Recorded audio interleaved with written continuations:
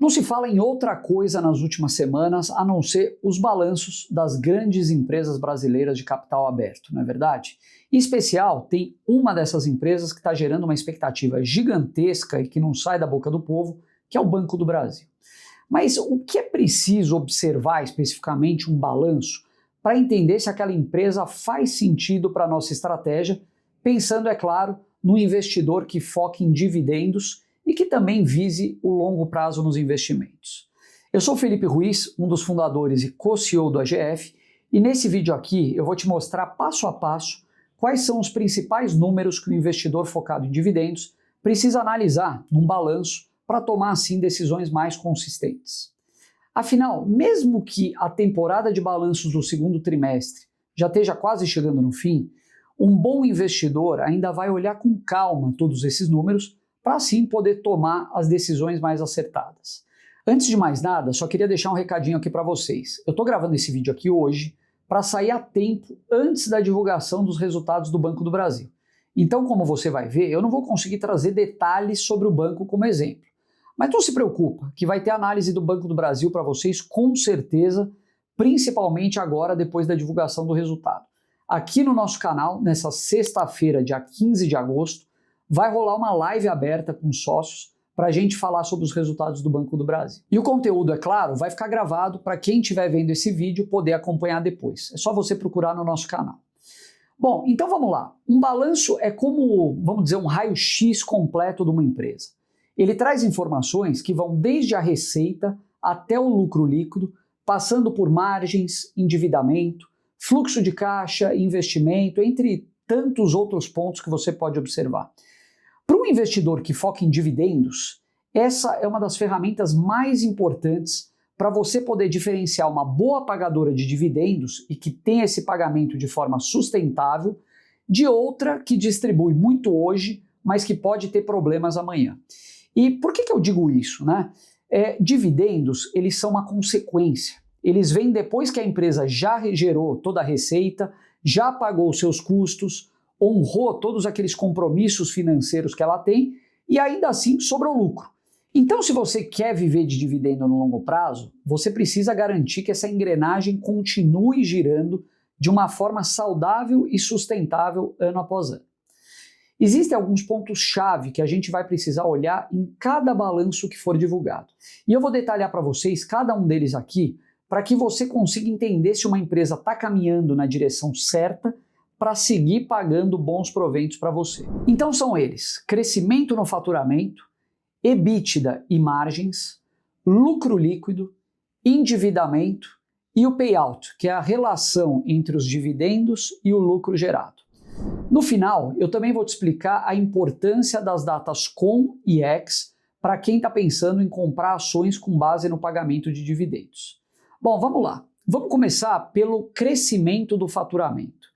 Esse é o valor bruto de tudo que a empresa vendeu, já descontados os impostos sobre as vendas e devoluções. Ele é muito importante porque é ele que vai te mostrar se o negócio de fato está crescendo ou se ele está estagnado ou, pior ainda, até encolhendo, né? Um faturamento crescente de forma consistente acaba sendo um ótimo sinal, um indicador de que a empresa está conseguindo ou manter ou até ampliar sua participação de mercado. Mas aqui entra um alerta para você. Nem sempre um aumento de faturamento ele vai significar um aumento de lucro para essa companhia.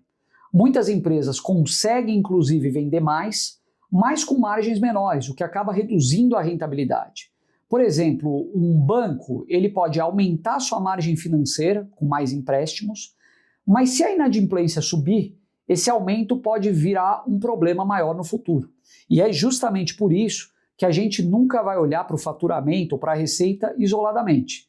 Ela é apenas o ponto de partida e está longe de ser a conclusão. O segundo indicador que eu queria trazer aqui para vocês é o já conhecido EBITDA, ou EBITDA, que significa lucro antes de juros, impostos, depreciação e amortização. E acaba sendo muito usado principalmente pela indústria, né, empresas no geral, mas não por instituições financeiras.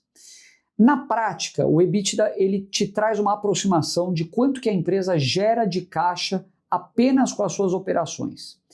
Ele é um grande indicador de eficiência, vamos dizer assim, já que uma empresa com margens EBITDA altas, estáveis e previsíveis, ele consegue tipicamente manter as suas operações de uma forma saudável, e assim ela acaba tendo mais espaço para distribuir lucro sem prejudicar o reinvestimento. Se o EBITDA se mantém forte, mesmo em momentos de juros altos ou desaceleração econômica, acaba sendo um indicador de resiliência para essa empresa. E que também os dividendos acabam tendo boas chances de continuarem sendo pagos.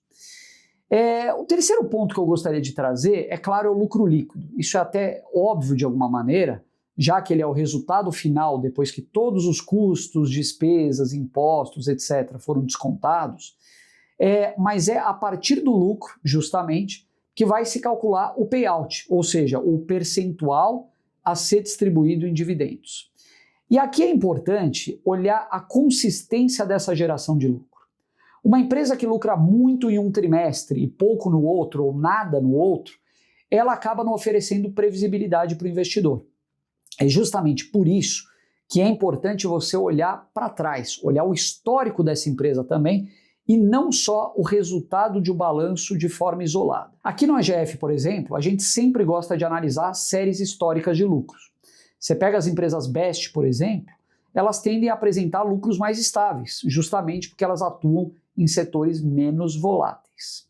Bom, o próximo ponto que eu quero trazer é o endividamento de uma companhia, que também é outro indicador só válido para indústrias, né? Não serve para banco. Aqui a gente analisa não só o quanto que a empresa deve para os seus credores, mas se essa dívida é saudável em relação à capacidade de geração de caixa dela. E aqui o indicador mais usado para medir o endividamento é o famoso dívida líquida sobre EBITDA, que você já conhece. Uma relação baixa desse indicador indica geralmente que a empresa poderia quitar suas dívidas rapidamente se ela precisasse, enquanto uma relação muito alta acende um alerta. Empresas muito alavancadas, elas podem até pagar dividendo alto por um tempo, mas elas correm o risco de ter que cortar ou suspender esses pagamentos em algum momento, justamente para priorizar o pagamento dessa dívida.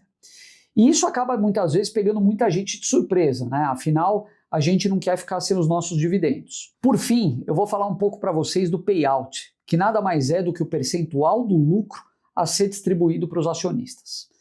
O payout sustentável geralmente fica em torno de 30% a talvez 50%, 70%, e muito dependendo do setor e do estágio da empresa. Se o payout for muito baixo, isso pode indicar que a empresa está priorizando reinvestimentos, o que pode também ser bom para o crescimento, mas um pouco menos interessante para quem busca renda no curto prazo. Já um payout muito alto, ou acima de 100%, ele pode representar o oposto, né? Ele pode ser insustentável no longo prazo, a não ser em alguns casos pontuais em que a empresa tem caixa extra para fazer essas distribuições. Bom, por fim eu queria explicar para vocês uma coisa que quase sempre perguntam para a gente aqui no AGF. O que são as DataCom e DataX, afinal? Né? Muita gente ainda faz uma confusão com esses conceitos e não tem motivo, você vai ver. A DataCom é o último dia em que, se você comprar aquela ação, você ainda vai ter direito a receber o dividendo que foi anunciado.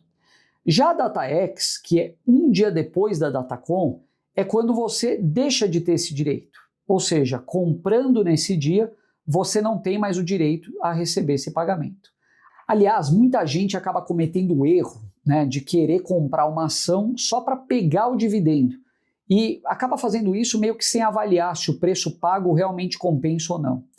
E aqui é importante você saber que no dia seguinte à DataCom, ou seja, na DataX, o valor da ação costuma cair na mesma proporção do dividendo pago. E o investidor que acabou comprando só por conta desse dividendo, ele pode acabar ou no 0 a 0 ou até mesmo no prejuízo, se não estiver dentro de uma estratégia de longo prazo.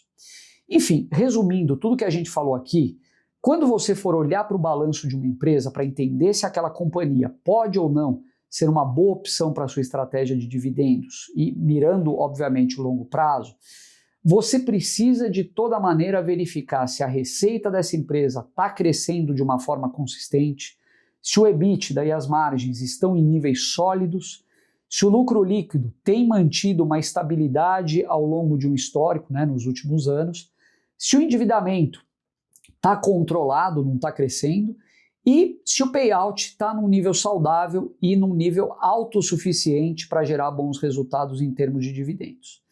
Se todos esses pontos estiverem positivos, esse acaba sendo um sinal excelente de que a empresa deve seguir entregando bons dividendos para os acionistas. Empresas de setores best, como energia, saneamento, telecom, muitas vezes apresentam exatamente esses mesmos padrões que a gente falou aqui. Olhar para o balanço com essa lente, dessa forma exatamente, vai te ajudar a identificar quais dessas empresas realmente vale a pena para estar na tua carteira de dividendos no longo prazo. Aqui no AGF, no nosso aplicativo, você encontra análises completas dos balanços de todas as empresas que fazem parte da nossa estratégia. Além, é claro, de várias outras ferramentas, como por exemplo o raio-x das empresas de capital aberto, que é algo que ajuda você na sua avaliação e na tomada de decisão. O link para baixar o nosso aplicativo está aqui na descrição do vídeo. Se você gostou, deixa seu like, compartilha com outros investidores e não deixa de se inscrever no nosso canal para acompanhar os próximos conteúdos. Lembra também de ativar o sininho para continuar recebendo as notificações e aprender como investir com foco em dividendos de uma forma segura, consistente e previsível. Eu fico por aqui e te espero ver no próximo vídeo. Um abraço, até lá, valeu!